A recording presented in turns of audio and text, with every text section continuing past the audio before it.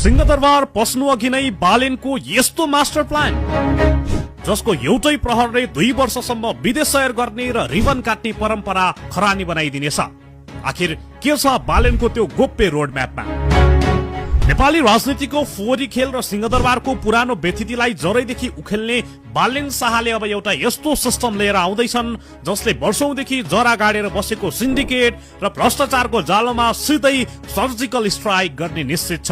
विशेष स्रोतका अनुसार बालेन शाहले प्रधानमन्त्रीको जिम्मेवारी सम्हालेपछि अख्तियार गर्ने पहिलो कदम नै स्वदेश दर्शन र काम हुनेछ। उनले पद सम्हालेको सुरुवाती 2 वर्षसम्म कुनै पनि छिमेकी मुलुकको औपचारिक भ्रमण नगर्ने कठोर नीति बनाएका छन्। भ्रमणका नाममा उनी फजुल खर्च, राज्यको ढुकुटीको दोहन र विदेशीको चाकरी गर्ने पुरानो परम्परालाई तोड्दै उनले आफ्नो सम्पूर्ण ध्यान र शक्ति नेपालको आन्तरिक घाउनीको पार्न र रोकिएका ठूला आयोजनालाई पनि गति दिन खर्चिने योजना अघि सारेको स्रोतले बताएको छ। आवश्यक परेको खण्डमा मात्र संयुक्त राष्ट्र संघ जस्ता अन्तर्राष्ट्रिय मञ्चमा सहभागी भई विश्वका शक्तिशाली नेतासँग 1-to-1 कूटनीतिक वार्ता गर्ने, तर देशको निर्णय प्रक्रियामा कुनै पनि बाह्य हस्ताक्षेप स्वीकार नगर्ने उनको चट्टानी अडान छ। सिंहदरबार भित्र अब बिचौलिया, अनावश्यक भेटघाट र ठेकदार समूहको पहुँचमा पूर्ण रूपमा नो इन्ट्रीको बोर्ड झुन्डिनेछ। प्रधानमन्त्री कार्यालय अब शक्तिको तजुक देखाउने थलो होइन, हरेक मिनेटको हिसाब राख्ने र नतिजा निकाल्ने कमान्ड सेन्टर बन्नेछ।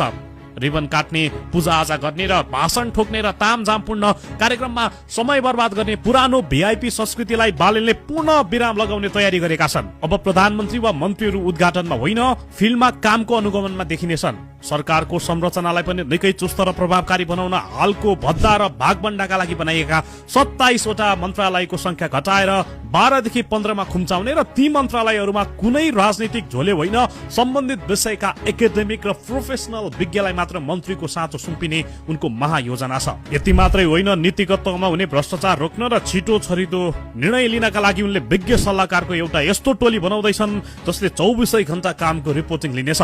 अझ सबैभन्दा शक्तिशाली कुरो त के छ भने राष्ट्रिय स्वतन्त्र पार्टीका सभापति रवि लामिछानेले पार्टी संगठन र राजनीतिक समन्वयलाई बलियो बनाउने र बालेन शाहले सरकारको कार्यकारी कमान्ड सम्हाल्ने गरी भएको यो आन्तरिक कार्य विभाजनले आम नेपालीमा नयाँ आशाको सञ्चार गराएको छ। यो केवल एउटा शासन परिवर्तन मात्र होइन, बरु रुष्ट र अल्छी कर्मचारी तन्त्र र पुरानो राजनीतिक सिन्डिकेटका लागि बालेनको अन्तिम चेतावनी हो कि काम गर्ने शैली बदल्नुहोस् कि त सत्ताको बागडोर छोडेर घर बस्नुहोस्। यो लो प्रोफाइल तर हाई इम्प्याक्ट शासनको प्रारम्भिक रोड म्यापले स्पष्ट संकेत गरेको छ।